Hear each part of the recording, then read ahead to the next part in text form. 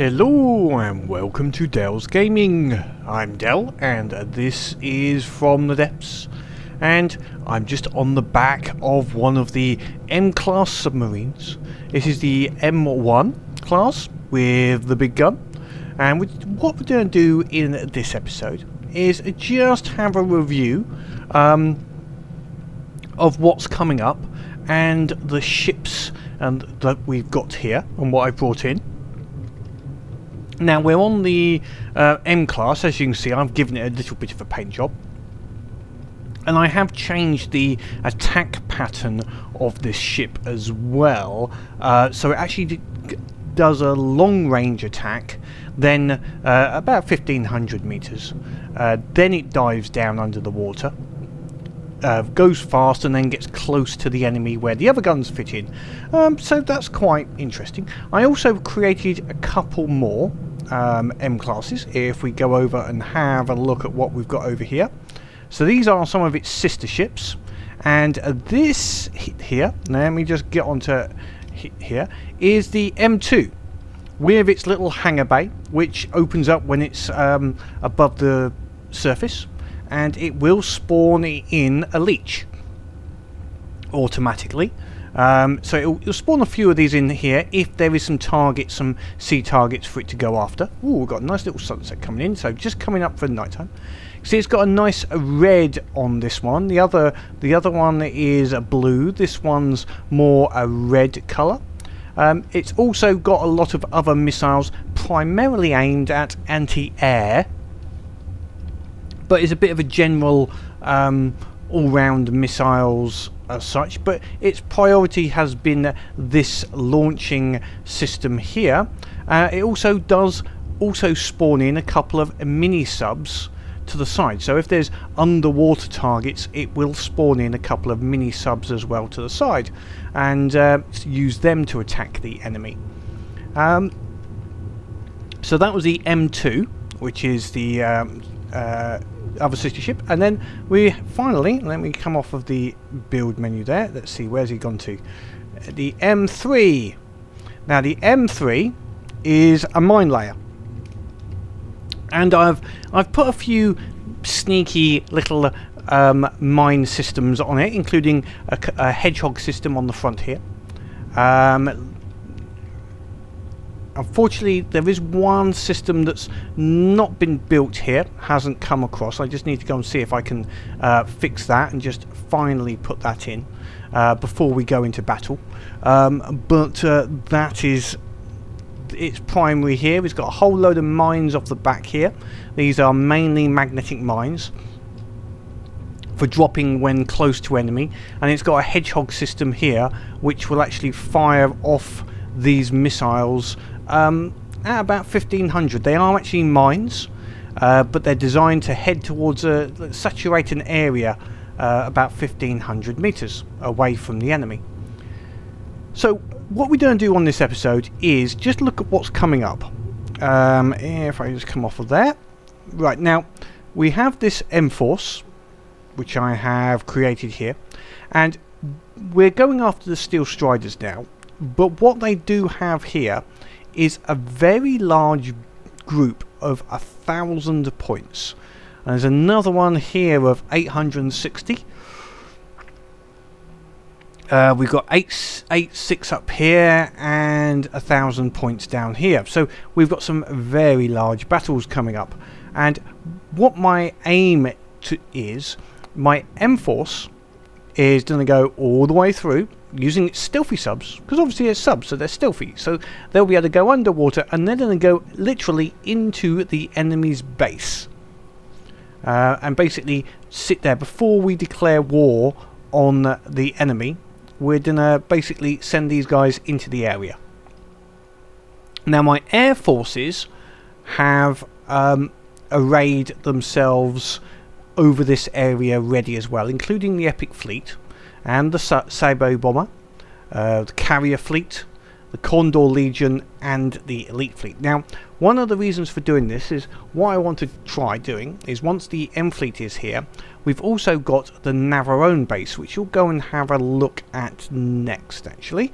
So let's just bring in the Navarone base. and go to it. So this is the Navarone base. It is basically a long-range support base. As you can see, it's got quite a few big guns. Good for about 3,500. It's got some heavy-duty long-range missiles, which are good out to roughly 4,900 meters or so. Now, I'm not thinking it might not quite get to the enemy's base as such, because I think that might be too far away. How far away are we here? This is 3,000. I mean, its missiles would get out to about this area, so they will be able to attack items in this bay, just about somewhere in this region. You know, only just, but anything coming over will be attacked. So this isn't an ideal position, but it's as close as I could get it without actually starting in the enemy's land, which was it was an idea. So we're going to use that as a support area. It's got good support, long-range support fire, and then we're going to bring in lots of the fighters. Now, in my testing with the M fleet, the M fleet's not that great a very successful fleet as such at the moment. They're having some problems with the steel Striders. Actually, against ships, they're fine. Their problem is the steel Striders have quite a few aircraft that have torpedoes, and they are quite difficult. There's no anti-torpedo system at the moment in the game. There's no way of countering torpedoes, so if they drop them, they're going to hit,